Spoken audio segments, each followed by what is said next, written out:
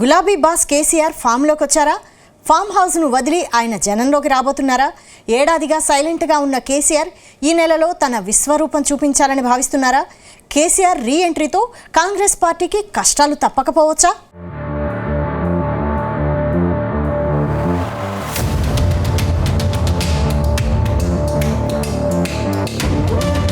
BRS అధినేత మాజీ CM KCR form హౌస్కే పరిమితమయ్యారు. కొద్ది రోజులుగా ఎర్రవల్లి ఫామ్ హౌస్లోనే ఆయన ఎక్కువ సమయం గడుపుతున్నారు. పార్టీ కార్యక్రమాలు సైతం అక్కడి నుంచి నిర్వహిస్తున్నారు. అయితే కేసీఆర్ ఫామ్ హౌస్ లో సేద తీరుతుండడంపై రకరకాలుగా ప్రచారం జరుగుతుంది. అటు అధికార పార్టీ కూడా పలుమార్లు కేసీఆర్ బయటకు రావాలని కోరినా ఆయన పట్టించుకోలేదు. ఇటీవల మాజీ ప్రధాని మన్మోహన్ సింగ్ మరణంతో ప్రత్యేకంగా అసెంబ్లీ సమావేశమైంది. మన్మోహన్ సింగ్ మృతికి సంతాపాన్ని ప్రకటించింది. అయితే సమావేశానికి గులాబీ బాస్ కేసీఆర్ కు ప్రత్యేకంగా ఆహ్వానం పంపించినా కేసీఆర్ మాత్రం హాజరు కాలేదు. దాంతో కేసీఆర్ ఇప్పట్లో ప్రజాక్షేత్రంలోకి వచ్చే పరిస్థితులు లేవని ప్రచారం జరిగింది. కానీ ఈ ప్రచారాన్ని పటాపంచలు చేశారు కేసీఆర్. తాను ఈ నెలలోనే ప్రజాక్షేత్రంలోకి రాబోతున్నట్టు ప్రకటించారు. అయితే కేసీఆర్ ప్రకటనతో గులాబీ శ్రేణులు సంబరాలు చేసుకుంటున్నాయి.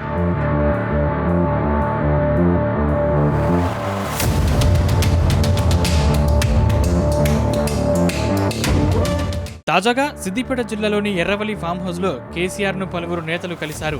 ఉమ్మడి మెదక్ జిల్లాకు చెందిన కొందరు లీడర్లు కేసీఆర్ తో సమావేశమయ్యారు. ఈ సమావేశంలో కేసీఆర్ సంచలన కామెంట్స్ చేశారు. కాంగ్రెస్ ప్రభుత్వ ఏడాది పాలనలో ప్రజలు అసంతృప్తిగా ఉన్నారని విమర్శించారు.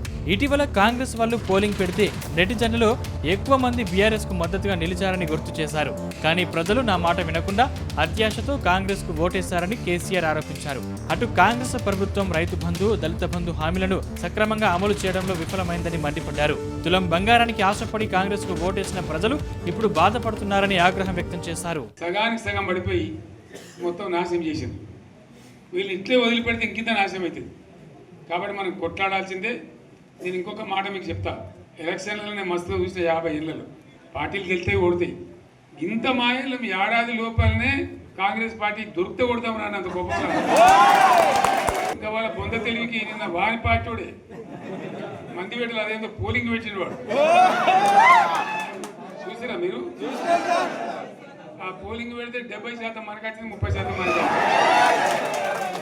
వాడు పెట్టింది మనం పెట్టింది కాదు. 75 ఇది పరిస్థితి. అదే నేను ఏమంటున్నా అంటే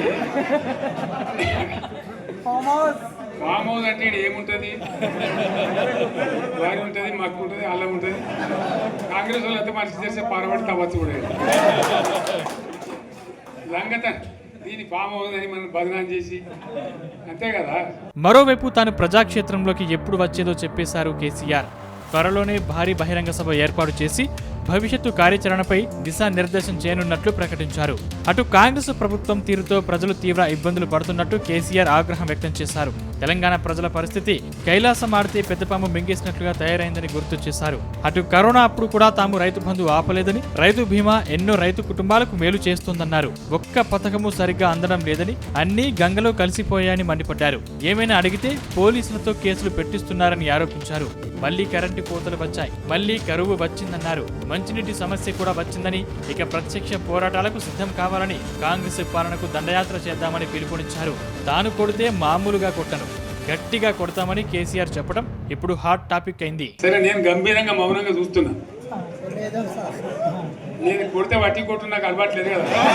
కానీ అన్నట్టుగా నేను చూస్తా ఉన్నా. కానీ మనోళ్ళందరూ కూడా ప్రతిపాదిస్తున్న ఏంటంటే, ఒక సంవత్సరం జరిగిపోయింది.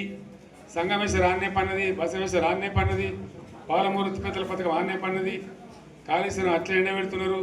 ఇవన్నీ అన్యాయాలని. కాబట్టి ఫిబ్రవరి నెలాఖరులో ఒక పెద్ద బహిరంగ సభ పెట్టాలి. ఇలా కథ చూడాలి. ఇది జరుగుతూ ఉంది. కాబట్టి మీరు కూడా పెద్ద ఎత్తున దయచేసి ఆ సభకు కదిలి రావాలి. తెలంగాణ శక్తి ఏందో మరొకసారి చూపించి వీళ్ళ మెడలు వంచి ఇప్పుడు సాధించాలి. భవిష్యత్తు కోసం కూడా కొట్టాడకు మనం సిద్ధంగా ఉండాలని తెలియజేసుకుంటూ, మొత్తానికి పార్లమెంట్ ఎన్నికల్లో పరాజయం పొందిన తర్వాత బీఆర్ఎస్ అధినేత కేసీఆర్ పెద్దగా జనంలోకి రాలేదు. కానీ ఆయన తన విమర్శల దాడిని మళ్లీ ప్రారంభించడంతో కాంగ్రెస్ నేతలు దీనికి ఎలా స్పందిస్తారనేది ఆసక్తికరంగా మారింది. ముఖ్యంగా కాళేశ్వరం అవినీతి, కేటీఆర్ పై నమోదైన కేసుల వంటి అంశాలపై ఇంకా క్లారిటీ రాలేదని కాంగ్రెస్ వర్గాలు అంటున్నాయి. ఇప్పుడు కేసీఆర్ బహిరంగంగా విమర్శలు చేయడం, రేవంత్ రెడ్డి ప్రభుత్వం ఏ విధంగా రియాక్ట్ అవుతుందో చూడాలంటున్నారు పొలిటికల్ పరిశీలకులు.